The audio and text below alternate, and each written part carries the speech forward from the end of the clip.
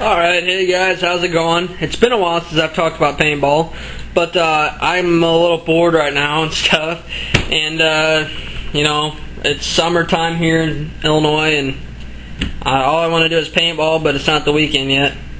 So I'm going to do a video on the budget baller setup that I have right here for you guys.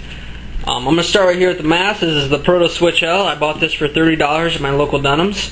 I purchased a new lens for it, which is a thermal lens, and it's definitely worth the extra money to purchase a thermal lens. But this is a great mask, very comfortable.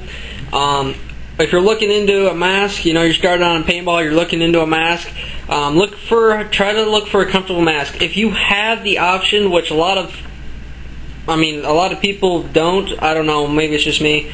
A lot of people don't have the option, but if you do, go to your local paintball store or shop or whatever it is and see if they'll let you try on masks. See which one fits you the best, and make sure you purchase a mask. This is just my opinion that I'm trying to share with you guys. Make sure you purchase a mask that you can find different lenses for. Like in this case, I got a thermal smoked color lens.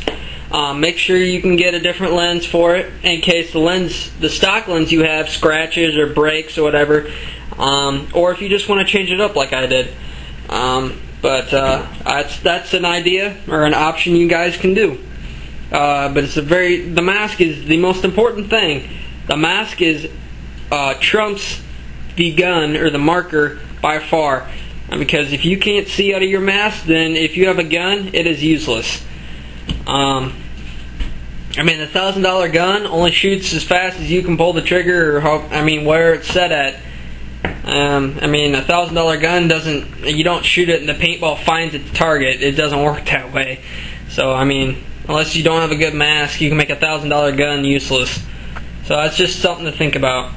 But right here I have my 2011 Azoian Chaos. I have an invert Halo 2 with an Exalt speed feed, and my Ninja 48 3000 PSI tank. Now, this is, I was debating on whether to put this in the video. This is a $73 hopper, bone stock. Add $20 for the Exalt speed feed, and I think like $5 for the rip drive, and do the math or whatever. But bone stock is a $73 hopper. For a budget baller or someone who's just starting on a paintball, it is very, very hard to justify spending that much money on something that just stores paintballs on top of the marker. I've been there, people. I have been, and it is very, very hard. I had a very hard time spending that, but when I went to electronic marker, I had to. Gravity fed just won't cut it. I highly recommend getting a good hopper. It's worth spending the extra money. A tank, a steel tank works great. It is heavy. It doesn't store as much air as a big carbon fiber tank, but I bought this for $50, and you can buy carbon fiber tanks. I think the cheapest is like $130, which is almost 3 times as much as one of these steely tanks, which is quite a bit when you're starting out in paintball. I've paintballed for quite a few years, and I still have a steely tank. I'm just having a hard time spending extra money for a carbon fiber tank, but that's how it goes. And in my 2011 Azoian Chaos, it's a $90 gun. I bought this in 2011 for $90. At this time, with all the guns in the market, if I was you guys and I was going to buy a budget baller gun today, I would not buy any of the spiders. Not that I really have anything against them, it's just I've worked on more spiders than any other gun, and I've had more problems with spiders. I'm just saying. It's just the truth, the facts, it's how it is. But if I was you guys, I would go with a GOG Enemy. They are great guns. They're easy to shoot, and they're very smooth and very nice guns for $130. Right here I have a Proto Primo hopper, which I should have talked about when I was talking about the invert Halo 2. This is a very good replacement, I guess you could say, for the Invert Halo 2. Although it does not feed 25 balls per second as the Invert Halo 2 does, but it's a good replacement. It's non-electric, so you don't have to worry about the batteries dying on you. But it does a good job. I really like that hopper. Now, I'm going to talk about the pants here and what I wear. If you're just getting started on paintball, you're doing research, and you'll come across videos of guys out there on the speedball field, and they got all these like $1,000 markers and all this fancy gear. That stuff is really nice, but you also have to pay for it. Nothing comes free in this world. I wish it would, but don't we all?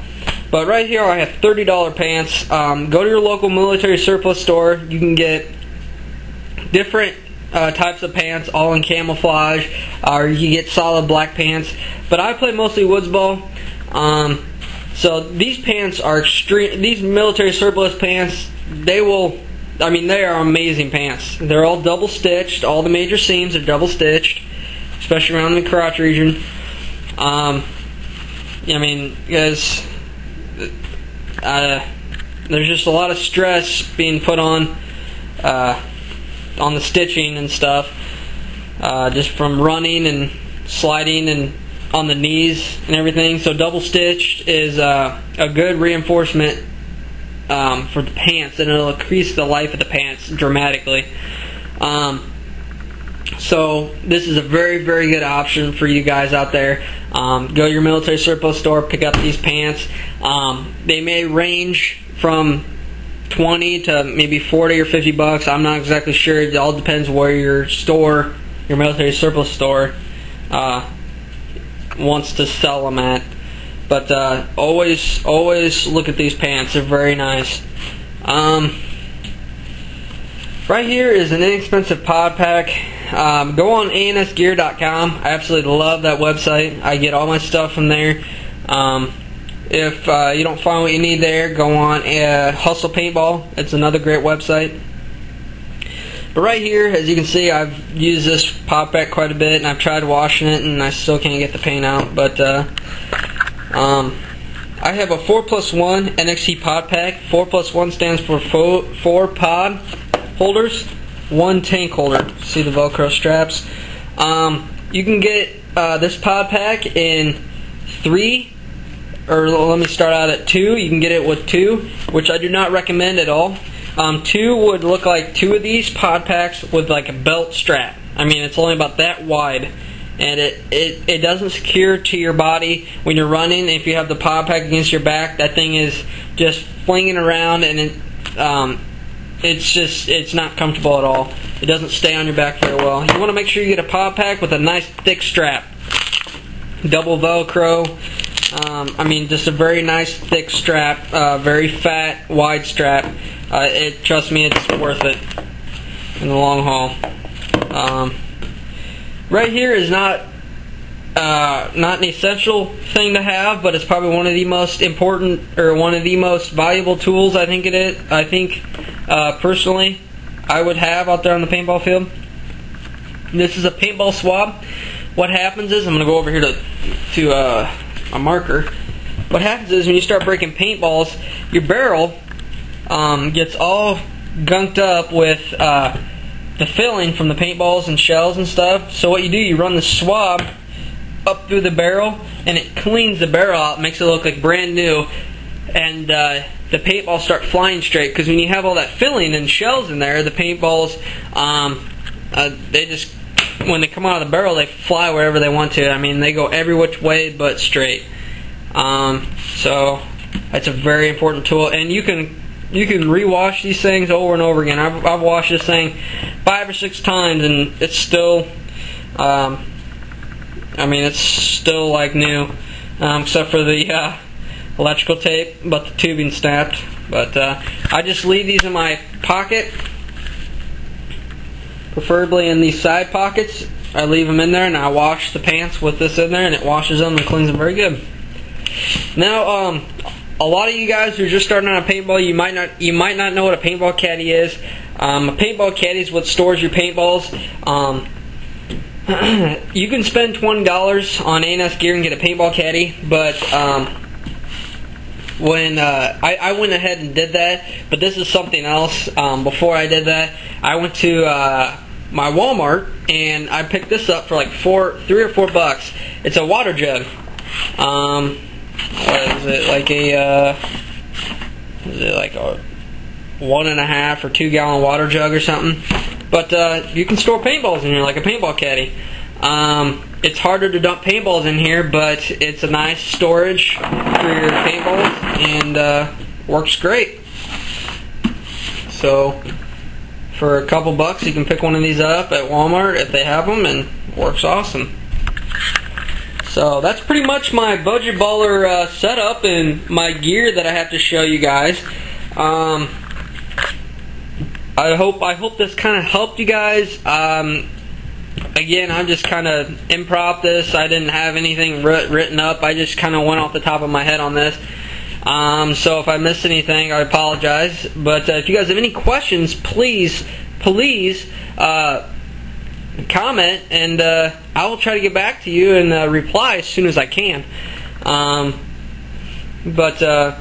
Yeah, so I hope this video helped you, and you guys have fun out there in the paintball field. And for those of you that are just starting paintball or whatever, which I'm sure most of you guys who are watching this video are, it's a great sport. It may be a little expensive, yes, but trust me, when you get out there on the field, it is worth every dime you've spent. And every minute you've taken out of your day, every extra hour you've worked at work, trust me, it is worth it. It is a great, fun, adrenaline sport. I have yet... motocross is the only thing that I think I've done that can compare it to paintball, but other than that, nothing really has.